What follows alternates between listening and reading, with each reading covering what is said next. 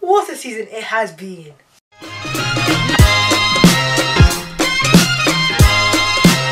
What is going on, guys? My name is Arsene and you are watching episode 38 and the season finale, what a word, of life as an Arsenal fan. It's basically where I review Arsenal's season. A season full of highs and lows, mostly lows.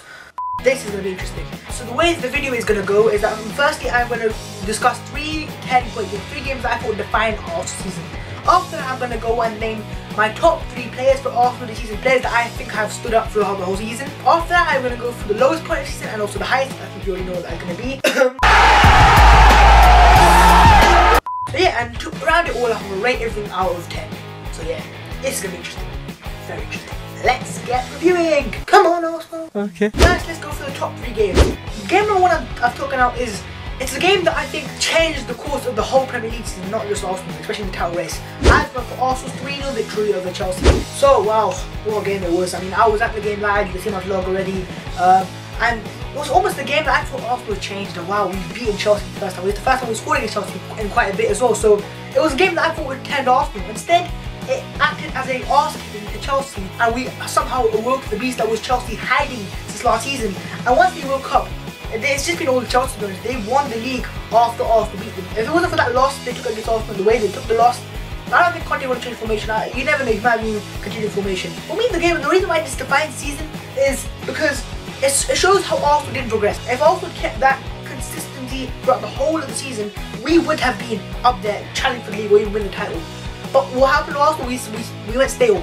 We stopped improving, we stopped developing as a team. We started to lose games and started to become less consistent. For Chelsea on the other hand, that was a game which for me won them the league. That's how it is. That's how deep it is. It just shows how Arsenal didn't progress and Chelsea took that result as a positive, change of formation, took it as almost a wake-up call to say, nah, we need to make this our year. And what looked like it could have been Arsenal's year turned out to be Chelsea's year. So definitely 3-0 win against Chelsea was a massive defining game for the season.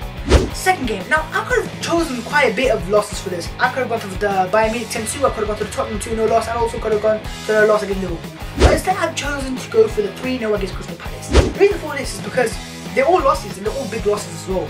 And this is Bayern Munich on 10-2. It's not funny. Really not funny. But I think this game in general is, it was a sign of change, a sign of the fans actually turning on players. We already know a lot of fans, well quite a bit of fans have turned on the manager. But it was the first time I really saw from my eyes Arsenal fans calling out Arsenal players and Arsenal players responding to it. Trying out things like, you're not fit to wear the shirt, they were calling them out, they were calling them bad, they were calling them words that I want to say in this video. It was almost a wake up to Arsene Wenger to say, look, you've done this for previous years, but this is the year you have to change something. And from that I think we changed the 3 at the back. Players such as Hector Bellerin took it to heart, Clay James took it to heart. It was a point of the season where Arsenal fans said, we've had enough. We've had enough. If we're going to play for the Arsenal, you play the best you can, not half-hearted performances that you almost think like you've given up. The third and final game I'm talking about is, I could have quite easily gone for the FA Cup final, but I think I'm going to keep that for later on in the video.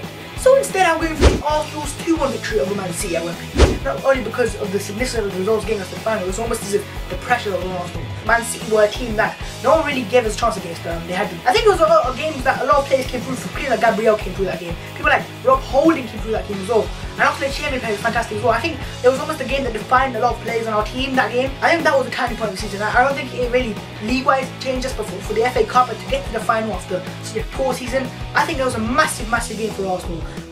And quite easily for me a very big defining point for our season. And if it wasn't for that win, we would not have had the joy we had on Saturday as Arsenal fans. And so yeah, those were my 3 games I thought defined our season.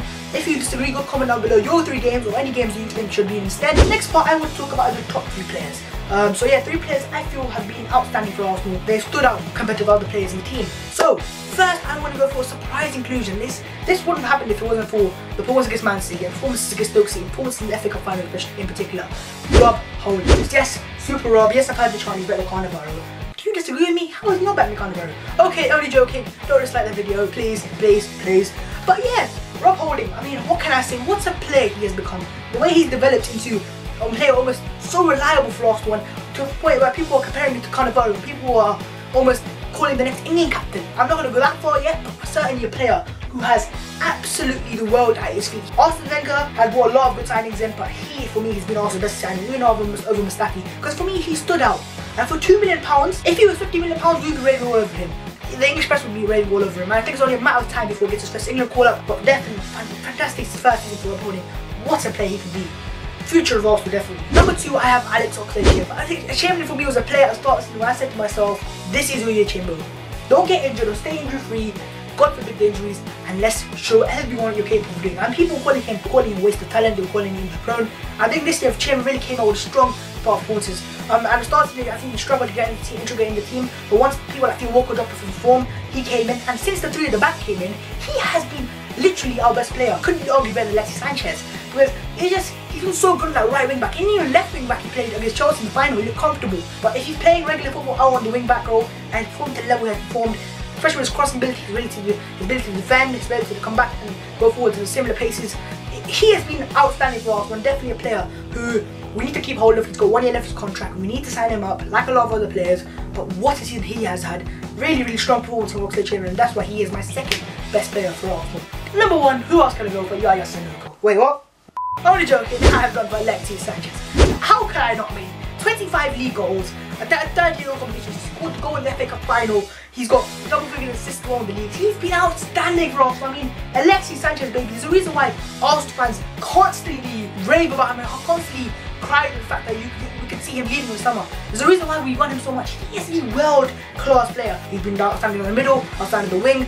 So he got the win in the semi-final, he got us the goal in the final, and also in the league, 25 league goals for a person who's been shifted out of the wing and also down the middle. So yeah, for a player of his caliber, the way he's played for Arsenal, the way he's almost single-handedly put Arsenal where we are in the league and also where we are in the FA Cup, for me, he has to be our best player, and there's no doubt about it. Alex Sanchez, congratulations, you are our best player this season. Alexis Sanchez, baby. Alexis Sanchez. Oh! Into my low point of the season and my high point. Quite a bit of low points to talk about, but I think I've had to go for 1 point. I could have quite easily gone for the Crystal Palace loss. I could have gone for the Bayern Munich loss again. 10-2 is not funny.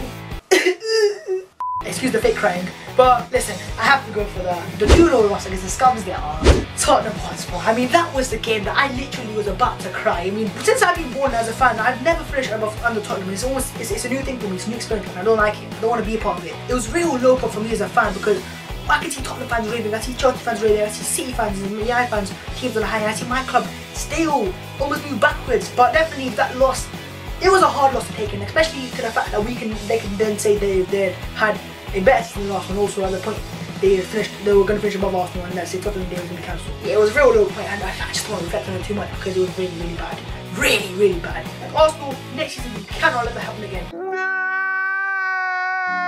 But let's cheer me up a little bit and get to the highest point of the season. My highest point of the season. I know it's not beating West Brom at home because I'm not a Liverpool fan, am I? Damn! It has to be the FA Cup final. We won the FA Cup. FA Cup champions 2017. Get that right. Tottenham Hotspur fans, Man City fans, Liverpool fans, and even Man United fans. Okay, wait, but they won the Europa League. Okay, let's forget about that. We won the FA Cup. What a moment that was. The way the whole season built up to it. The way the pressure on Arsenal, then the pressure on the players, the pressure on the fans as well. You can see my reaction to my vlog if you haven't watched it yet. I am just so jubilant. I was so happy. So to end a season with so many lows with such a high. All the fans were happy, united as a fan base. No Wenger in, no Wenger out. That can be discussed in the summer. All apparently is going to happen on this Thursday. It was fantastic. I mean, what a day it was as an Arsenal fan. And for me, 100% it was the best moment of the season, winning the FA Cup 2017. Wow. That was a moment to be lived. To round it all up, I'm going to rate the season as it is. So first I'm going to rate the team. The team I'm going to rate as overall a 4. I think they've been so below par. Apart from players like Sanchez, Rob Holding, Chamberlain, they've been below par. Completely, all of them have shown a lack of desire, especially during mid-season where we were struggling. We needed desire, lack of passion, a lack of fight sometimes, a lack of commitment to Arsenal Football Club. I'll give the team overall a 4. It's been a poor season for the team overall. Now on to the fans. And the fans, I'm a fan. I'm not rating myself. I'm a fan. I rate myself as a fan as well. If you see my vlogs, if you see my videos, I'm a committed fan of Arsenal. I'm passionate. But when I meet in Emirates, I'll be honest, the atmosphere has been dreadful. I'm fine for the fans. At least for a 5 for the fans. But certain fans across the season that have almost jumped ship and said, "Oh, Wenger," and then you say Wenger out. That's not what I want, and that's why I rate the Arsenal season fans out of 5.